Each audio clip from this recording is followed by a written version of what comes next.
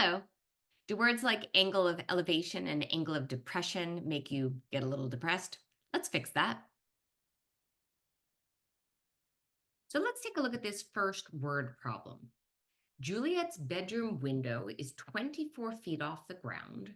Romeo has a ladder that is 28 feet tall. How far away from the Capulet home should Romeo place his ladder to allow it to just reach Juliet's window? And what will be the angle of elevation? The first thing to do in any word problem is to draw a picture and then to label it. So it told us that we have a building and the window is 24 feet off the ground. And it tells us that we have a ladder that is 28 feet and we want to place it so it just reaches the window. So here's a rough picture of that. Now, here are some important things to recognize. Whenever we're talking about a ground, the building, a tree, a pole, anything like that, we have right angle, okay? Buildings and trees and things like that are going to make right angles with the ground. So there's a piece of information that wasn't written into the problem, but really is written into the problem. And then as soon as we have a triangle, which is what happens when we place a ladder against a building bounded by the ground, and we have a right triangle, then we know that we can use SOHCAHTOA. That's the acronym for our triangle trig. If this isn't familiar to you, check out this video that'll remind you what this acronym means and how to use it. And assuming that we're all on the same page, let's go from here. The first thing the problem asked of us was, how far will the ladder be placed from the building?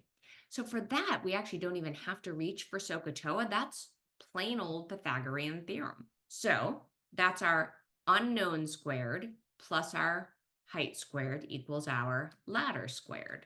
And then when we use our calculator, that becomes, and then when we subtract 576 from both sides, and then to find x, we square root both sides, or approximately 14.42. Now, the next part of the problem asks us to find the angle of elevation. The angle of elevation is defined as the angle that your item makes with the ground. So if our ladder is there, then that right there is our angle of elevation. So this is when we can use our SOHCAHTOA. Now we have all three sides, so we could use any of these. I'm going to choose to use the two that were given in the problem so that just in case I've made a mistake here, I won't carry it on there. So 24 in relation to my angle of elevation is my opposite, and 28 is opposite my right angle, so it's always my hypotenuse. Opposite and hypotenuse are right there, which means I'm using sine, so I will set that up.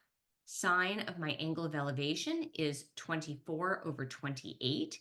This is where I use my inverse sine key on my calculator.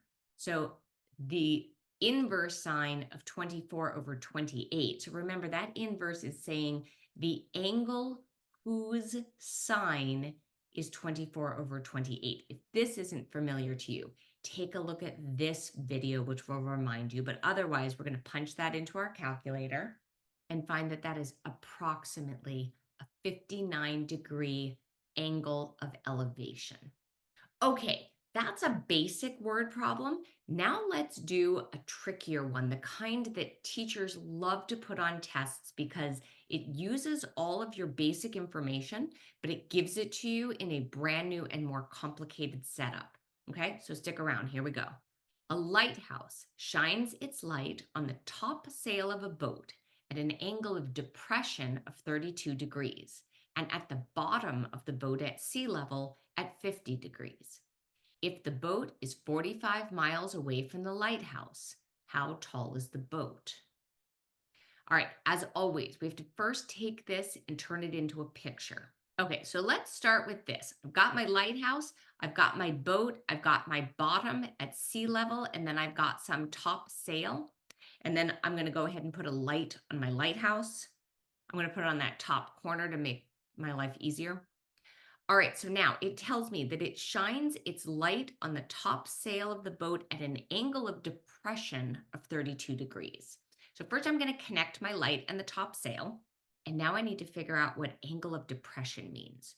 So once again, the angle of depression, just like the angle of elevation, it is always the angle made with the horizontal horizon. So angle of elevation, that would be the ground.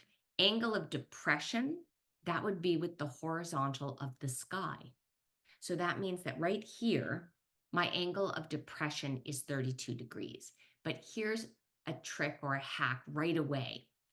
Alternate interior angles tells me that if I go ahead and instead of drawing my line of the horizon here, I put it down here to make a triangle that actually has to do with my lighthouse. Alternate interior angles takes this 32 and tells me that is the same as this angle right here. That one's also a 32-degree angle.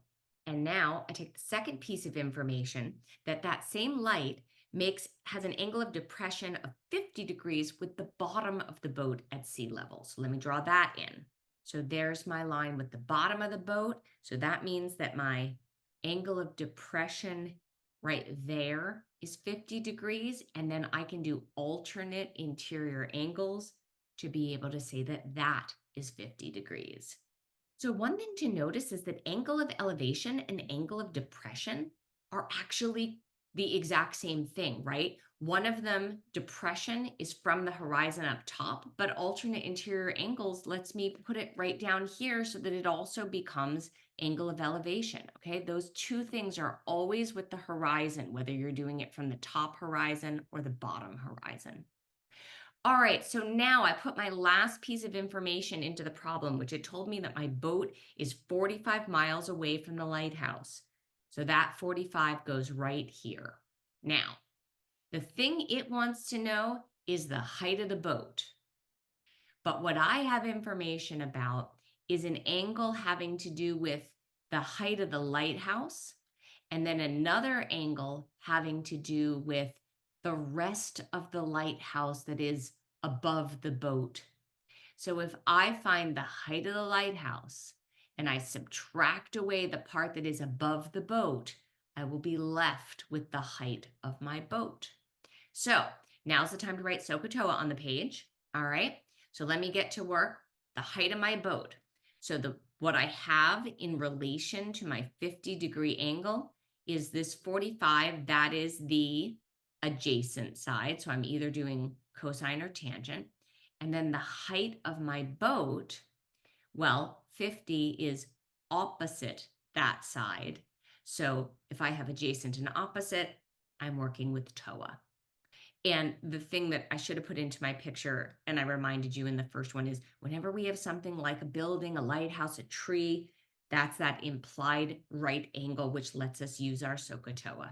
So if I set up here, height of my building is X, that tells me that the tangent of 50 degrees equals opposite over adjacent, which means the height of my building is 45 tangent of 50 degrees. And now I do the same thing for this little section. Maybe I'll call that one Y. So that would mean that the tangent of 32 degrees equals Y over 45. And so 45 tan 32 degrees equals Y.